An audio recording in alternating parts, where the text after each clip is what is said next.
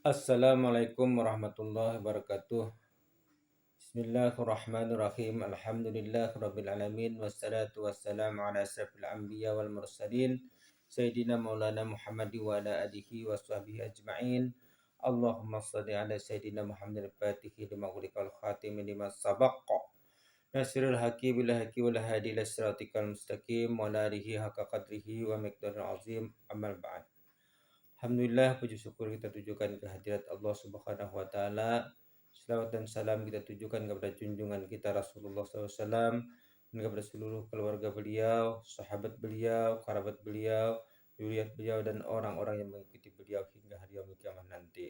Alhamdulillah, pada di malam kita akan membuat sebuah video yang mana di video ini kita ingin menginformasikan ada suatu himbauan dari salah satu tokoh masyarakat, ya. Beliau bernama Profesor Dr. Ahmad Johra MA untuk menyarankan kepada para habaib itu sebaiknya, kata beliau, tes DNA. Nah, ini untuk memperjelas nasab para Ba'alawi ini, apakah mereka memang tersambung kepada Rasulullah atau mereka tidak tersambung kepada Rasulullah. Ini supaya lebih jelas. Dan beliau juga menyayangkan kepada PBNU yang bersifat hanya bermodalkan husnuzan, bersangka baik, bahwasanya para habaib ini benar-benar jurat Rasulullah. Padahal beliau menghimbaukan atau mengharapkan seharusnya PBNU ini sebagai lembaga suatu ormas yang sangat besar, itu bisa memfasilitasi polemik nasab ini agar cepat berakhir, yaitu dengan melakukan kajian-kajian ilmiah dari bermacam sisi keilmuan supaya lebih jelas status daripada nasab habaib ini, sehingga tidak ada lagi di antara masyarakat itu yang memperdebatkannya. Nah, ini namun apa yang kita lihat kenyataannya PBNU tidak seperti itu. Mereka hanya bermudah husnuzan dan membiarkan polemik nasab ini berkepanjangan. Inilah rekaman beliau.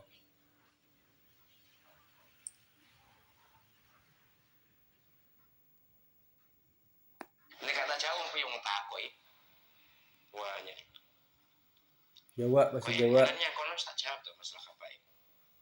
Baiklah. Kita kok betul jawab. Prof. Lapo. Apa benar bahwa tes DNA itu haram?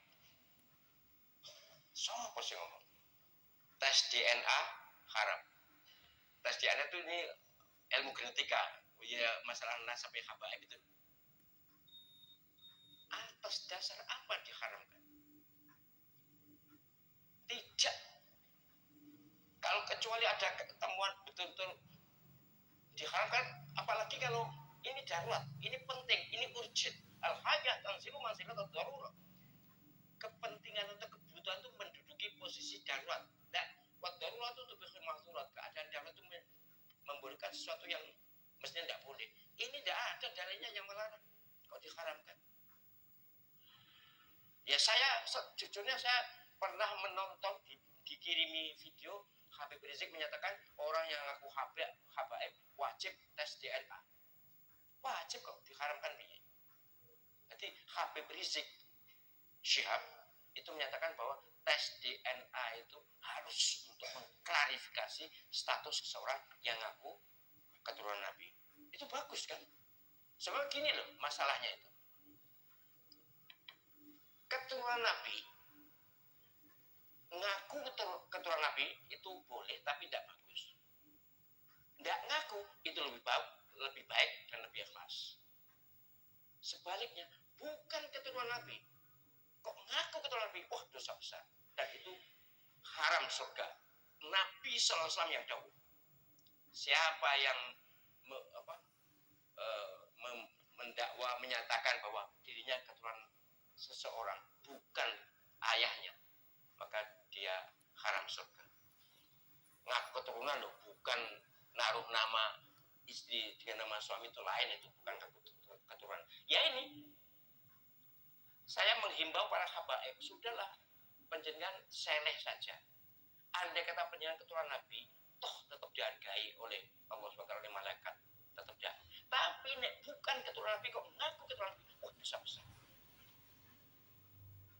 Jadi lu apik keturunan Nabi gak ngaku keturunan Nabi, gak ngomong nih daripada ngomong nih. Tapi umpama ngomong nih pun boleh, nek asli keturunan Nabi.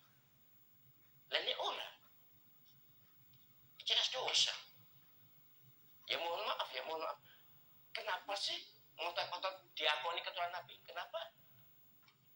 Wahai para orang yang ngaku keturunan Nabi, kenapa kalian ngotot ingin diakui keturunan Nabi? Kenapa? Andai kata benar penjaga keturunan Nabi, lebih bagus diam, lebih bagus sembunyi, tidak usah ditunjukkan, supaya tidak riak, supaya tidak mengganggu akidah, tidak mengganggu akhlak, tidak mengganggu pikiran, tidak mengganggu hati kita. Ini saya mengimbau pada sahabat-sahabat saya, sudahlah. Andai kata penjaringan keturunan Nabi beneran, ya sudah. Biar orang bilang bukan keturunan Nabi. Tapi kalau secara penelitian, secara DNA sudah jelas buka di umum, kok penyemancing ngotot, itu masalah. Yang masalah pada penjenengan sendiri. Kasihan saya. Mereka adalah sahabat-sahabat saya, tetap sahabat saya, walaupun bukan keturunan Nabi, tetap sahabat saya dan baik saya dengan beliau-beliau itu. Perkara sing kelakuane gak cocok karo tuntunan Nabi, itu urusan pribadi, tapi ya adalah kita ini menghormati pada semuanya. Ini benar saya muka-muka mari ini wis gak ono sing takon masalah Habib bener. Saya juga anak sungkane sahabat Habib saya banyak yang akrab dengan saya itu banyak. Tapi ya itulah, kok iso sih ngotot jadi diakoni keturunan Nabi, kok iso? Saya ingin penjenengan sembunyi aja lah, tidak usah ngaku keturunan Nabi.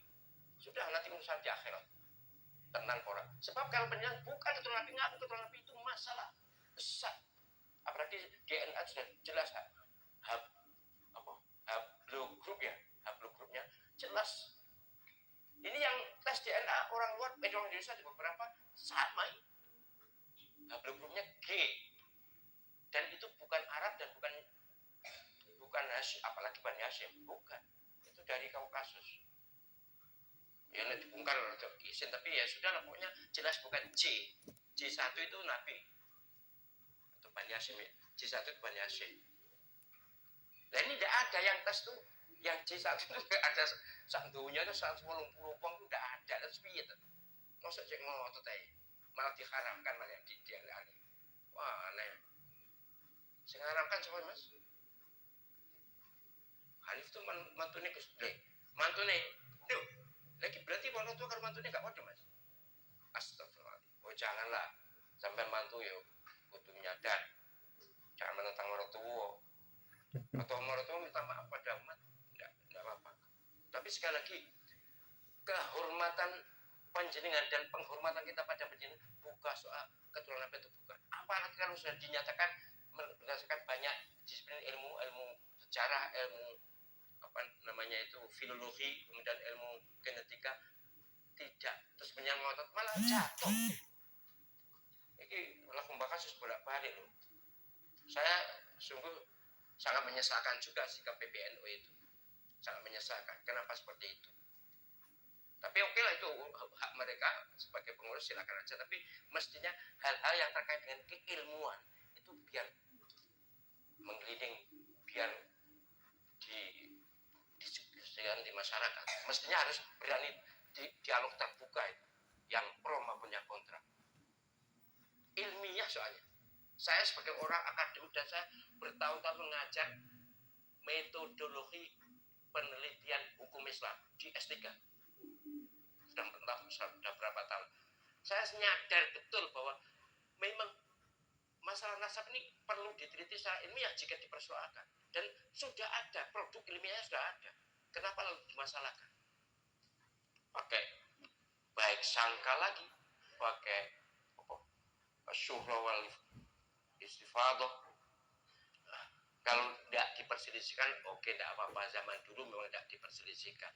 Mbah Hasyim atau Mbah Naibatan dan lain-lain sebagai ulama, iya, tapi bukan ahli nasab mereka. Tapi mereka karena tidak ada yang mempermasalahkan, maka bisa digunakan syuhra wal istifadah, pengakuan secara umum.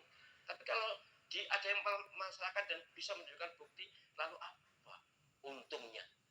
Tetap ngotot ngaku keturunan Nabi itu apa enggak takut dengan resiko? Nanti baca surat Al-Ahzab ayat 2 dan seterusnya itu. Betapa Allah SWT murka kepada orang yang menasabkan bukan keturunannya. Menasabkan, mohon dibedakan antara panjenengan istri kemudian namanya ditambahkan suami. Saya Mas Khalid, istri nama siapa jenis Mas? Iva Khalid. Wah, ceramah. Oh, itu dosa itu. Haram bawa surga ngaji ya itu kan bukan menasabkan itu. Mengakui sebagai suami bukan menasabkan. Ya memang afdolnya dengan orang tuanya, tapi kan supaya suami merasa dihargai, ya oke, tidak ada masalah itu. Yang dilarang oleh Allah SWT itu mengalihkan nasab. Misalnya yang di surat Al-Ahzab itu Zaid bin Muhammad, padahal jelas bukan bin Muhammad tapi bin Khalifah kan. Itu yang dilarang, dan itu bisa diambil, dipetik sebagai pelajaran untuk para siapapun yang ngaku keturunan Nabi, supaya orang-orang ini segera menyadari bahwa masalah nasab ini sesungguhnya tidak ada pentingnya untuk diperdebatkan. Dan apalagi ngaku-ngaku nasab Nabi SAW tapi kelakuan tidak sama sekali mencerminkan apakah tuntunan Nabi, kan malah bahaya itu. Doang banget.